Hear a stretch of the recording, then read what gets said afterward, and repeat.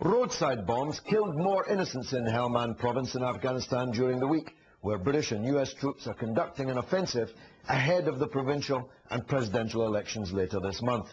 You know my view, there oughtn't to be any foreign troops there in the first place.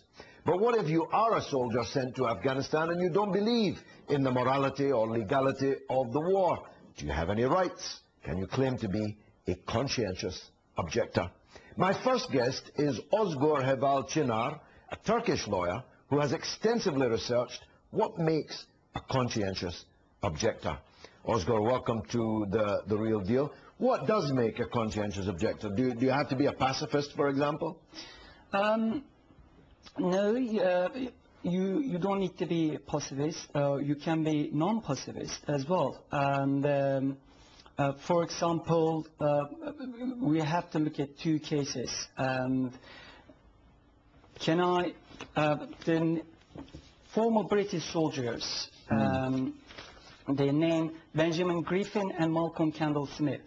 They were former British soldiers, and both of them, they refused to serve in Iraq and Afghanistan, based on political beliefs.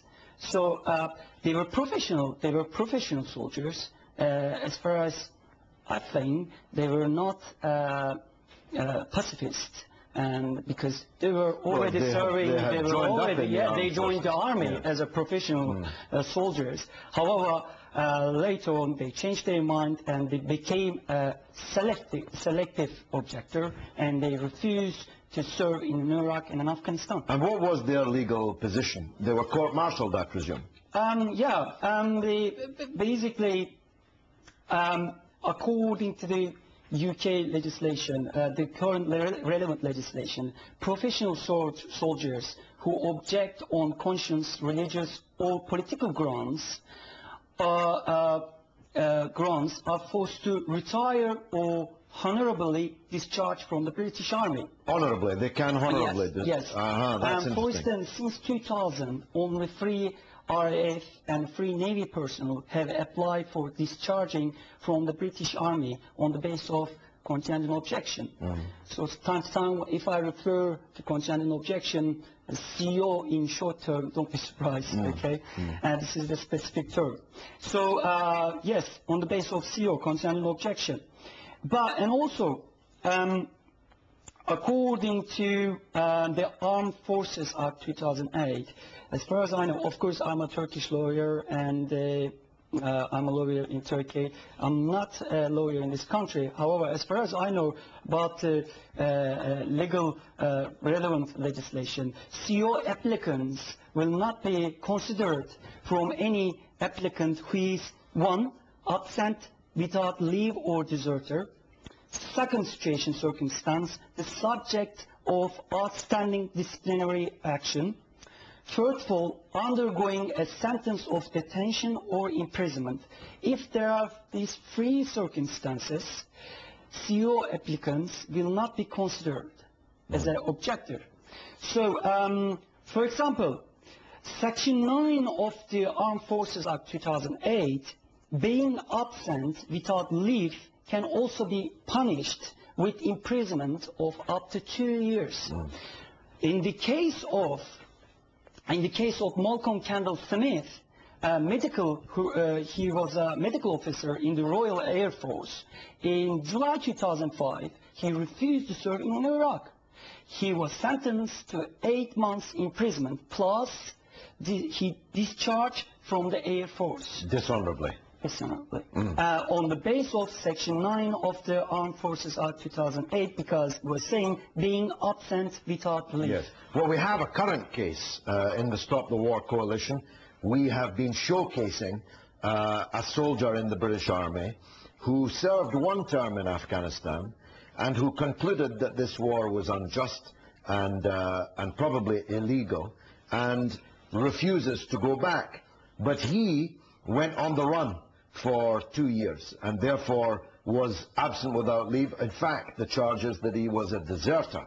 So he's not going to be able, under British army law to claim that he's a I conscientious think objector. you are talking about Benjamin Griffin. Yes. Yeah, because he was a former SAS soldier, refused to return to Iraq while on leave. No, this is a March new one. 2005. This is a new one just this week. Okay. Now you've written a book on Yes, this yes, subject. This looks presumably at the history of conscientious objection. What's the first recorded conscientious objection that you can tell us about? Oh, well, I am one of the editor of the book, okay, and there are other authors who has an article in the book, okay. As I said, I'm one of the two editors of the book.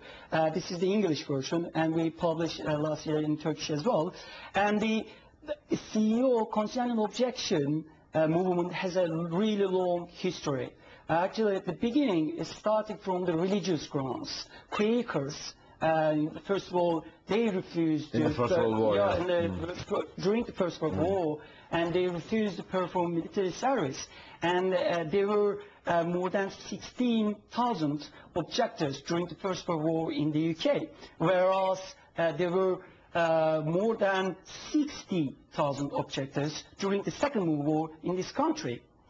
If you look at the United States, during the Vietnam War, this number rapidly increased. It was more than 200,000 people who declared themselves as objectors. Some of them, they fled to other countries, such as Canada, in Europe, and etc. Okay?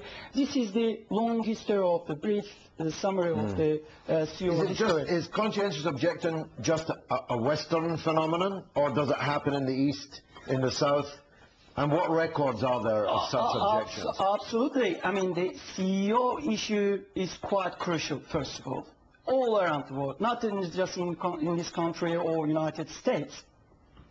For example, I'm going to give three sport cases, country, South Korea, Israel, and Turkey. That's quite interesting. In South Korea, there are more than 400 objectors at the moment in prison. And in June 2009, Jung Min-oh was sentenced to 18 months imprisonment. If you get back to Israel, Neta Mishli, in 2009, she was sentenced to first of all 7 days, and after that 20 days spent her time in military prison. And very recently, New Profile is the organization, anti-militarist organization, and Conscientious Objection organization movement is the main part. They are taking quite big part in CEO movement. And New Profile was investigated by the Israeli authorities, and they might be shut down in several months. And also in Turkey, there are 75 objectors at the moment in Turkey, and there are no objectors at the moment in prison. However, some of the objectors from Turkey, they spend their time in military prison. For example, Osman Murat İlke he's one of the Turkish objectors. He stayed in military prison more than 700 days in 8 different convictions.